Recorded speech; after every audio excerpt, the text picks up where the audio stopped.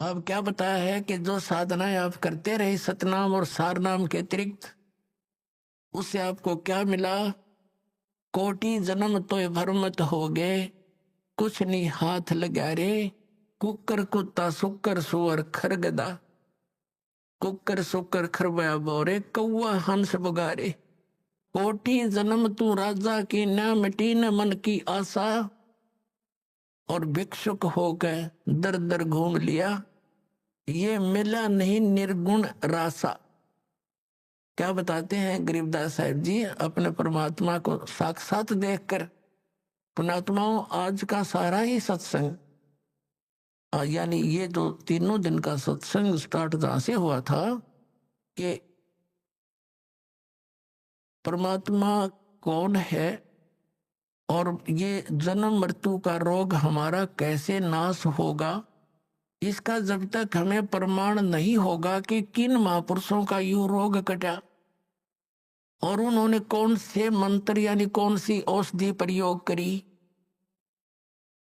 तो तब तक हमें दृढ़ विश्वास नहीं हो सकता कि जिस उपचार को हम कराने जा रहे हैं ये हमारे को स्वस्थ भी करेगा कि नहीं।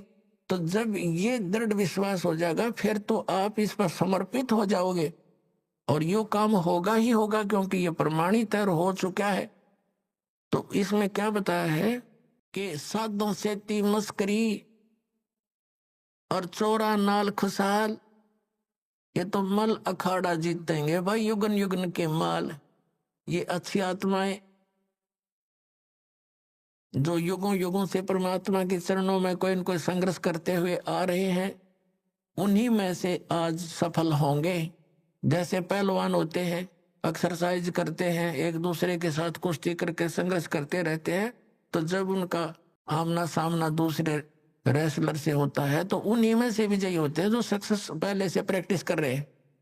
तो आप युगों युगों से करते आ रहे हो, आज की बात नहीं है। तो कहने का तात्पर्य यह है कि जब तक हमें इन जो साधना हम कर रहे थे उन तक के लाभ होना था और होता रहा है। आपको तो पता ही नहीं, अब तो बालक हो विद्यार्थी हो, टीचर ही मास्टर बताया करते हैं और डॉक्टर बताया करते हैं कि जो औषधि तुम खा रहे थे इससे लाभ ये नहीं होना था। तो क्या बताया है कि कोटि जन्म तू राजा की न मिटी न मन की आशा, भिक्षुक होकर दर दर घूम लिया पर मिला नहीं निर्गुण रासा।